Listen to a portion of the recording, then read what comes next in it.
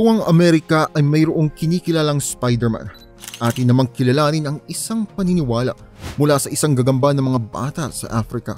Sino nga ba si Anansi? Halina't samahan niyo kong tuklasin ang kwento sa likod ng mitolohiyang ito.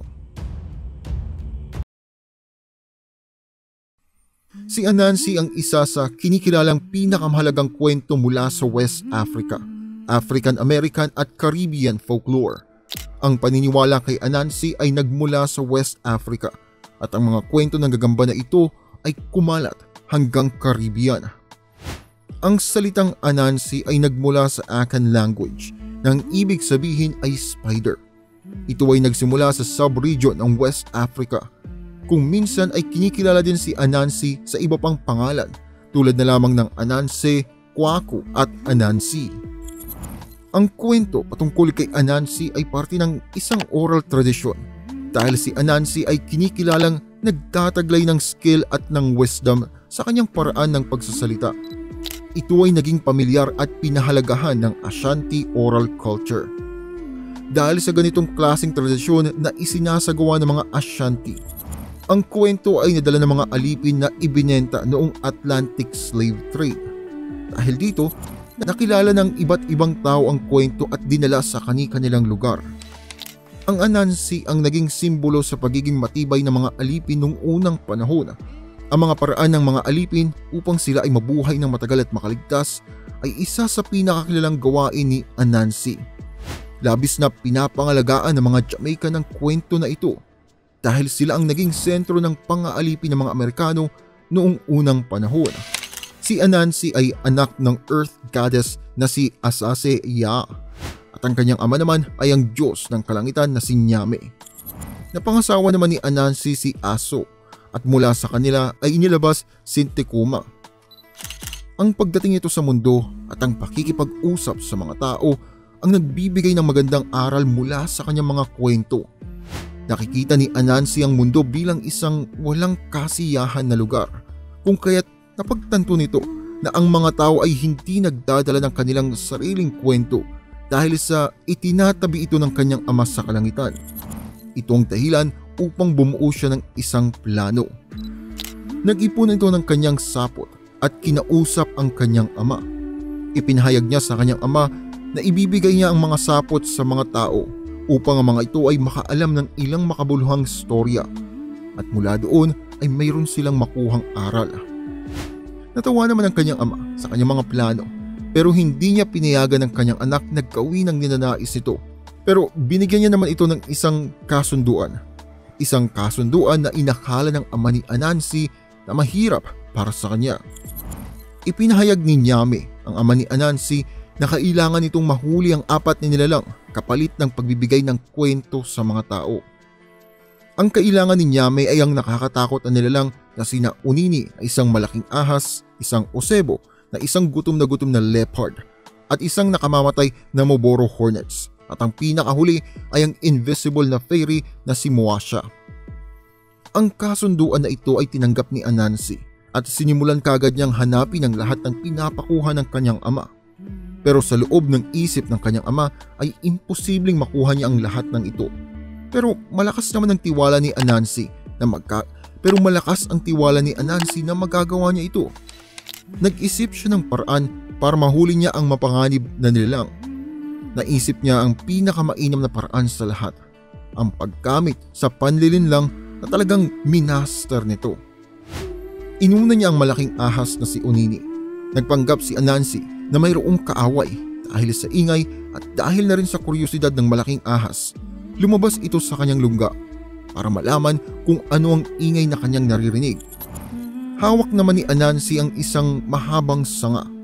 Sinabi nito sa ahas na inakala niya na mas mahaba ang kanyang hawak kumpara sa kanya. Para masigurado, nakumbinsi ni Anansi na ipagkumpara ang haba ng ahas sa kanyang hawak-hawak na kahoy. Inilapag nito ang mahabang stick at nagawa niyang patabihin sa stick ang ahas para may pagkumpara ang haba nito. Sinabi din ni Anansi na hindi niya maayos na maipagkukumpara ang haba kung balu-baluktot at hindi dire-diretso ang katawan ng ahas. Kailangan ng ahas na idiretso ang kanyang katawan para mapatunayan na mas mahaba ito sa kahoy. Para magawa ito, nilinlang ni Anansi ang ahas na itali ang buong katawan nito para maidiretso ito ng maigi. Nagawa niyang itali ng maigi at mahigpit ang malaking ahas. At matapos noon ay dinala niya ito sa kanyang ama. Ang sumunod naman ay ang kinikilalang malakas na nilalang na si Osebo. Nagsimula si Anansi na maghukay ng isang malalim na lupa. Kinaumagahan ay nadatnan ni Anansi si Osebo sa malaki at malalim na butas na ito. Noong nakita niya ang malakas na nilalang, inalukan niya ito ng tulong at gumawa si Anansi ng isang mahabang tali gamit ang kanyang sapot. Inabot niya ito kay Osebo para gamitin para makaakyat. Habang si Osebo ay umaakyat, unti-unting nabubuhol ang sapot sa katawan nito. At habang papalapit ito ng papalapit sa bungad, mas lalo itong nababalot sa sapot ni Anansi. Nagawa niyang ibalot sa sapot ang malakas na nilalang nang hindi siya nahihirapan. Ang sumunod na nilalang naman ay ang mga Moboro Hornets. Sinimulan ni Anansi na gumawa ng isang maliit na butas mula sa isang malaking prutas na tinanggalan niya ng laman. Matapos naman ito ay pinuno niya ng tubig at dahon ng lalagyan. Ang kalahati ng laman ng malaking prutas ay ibinuhos sa kanyang sarili, habang ang kalahati naman ay sa pukyutan na tinitirhan nga ng mga hornets. Dahil sa katas ng prutas, nasira ang bahay ng mga Moboro Hornets.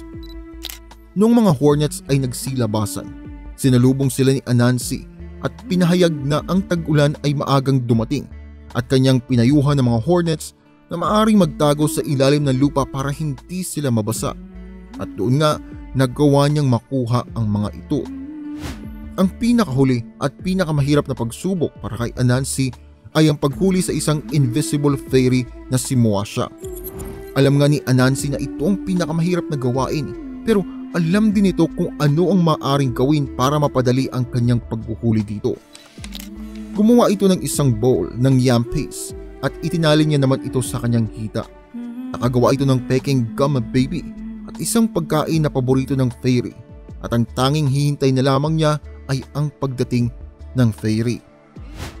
Nung dumating ang fairy, nakita nito ang masarap na pagkain at humingi ito ng permiso mula sa gum baby. Gamit ang sapot na magpapagalaw sa gum baby, napaniwala ni Anansi na pumayag ang gum baby at doon nga ay kinain niya ang yam paste. Nagpasalamat ang fairy sa gum baby nung ito ay matapos ng kumain. Pero imbis na igalaw ni Anansi ang ulo ng gum baby, hindi niya tinugon ang fairy. Dahilan naman upang ito ay magalit at atakihin ang gum baby. Ang hindi alam ng fairy, sa kada pag-atake niya sa gum baby ay mahahawakan niya ang madikit na sapot ni Anansi. At hindi kalaunan ay nagawa siyang mahuli ni Anansi ng walang kahirap-hirap, tulad na lamang ng nagawa nito sa tatlong nauna. Dinala niya ang fairy sa kanyang ama at sinabi na nagtagumpay siya sa pagsubok at kailangan masunod ang kanilang kasunduan. Nakuha ni Anansi ang mga kwento na nakatabi sa isang box at dinala niya ito sa mundo.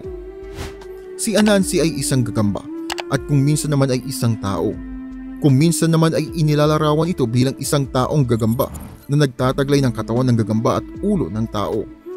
Kinikilala din ito bilang isang tamad, isang manloloko, matalino, pero ito ay sakim sa lahat ng bagay. Kung ating mapapansin, maraming mga kwentong pambata ang katulad sa nagawang katalinuhan ni Anansi sa kanyang mga kalaban. Kahit na ito ay mahina, ito naman ay matalino. Ang ilang mga kwento tungkol sa lakas at talino ay atin ding makikilala sa mga kwentong pambata dito sa Pilipinas.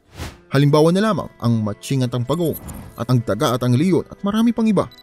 Ang panlilinlang naman na ginawa ng ama ni Anansi mula sa kanya ay makikita naman sa kwento sa Greek mythology. Ang paniniwala kung papaanong hindi inakala na mapapatay ni Theseus ang mapanganib na nilalang na tinatawag na Minotaur.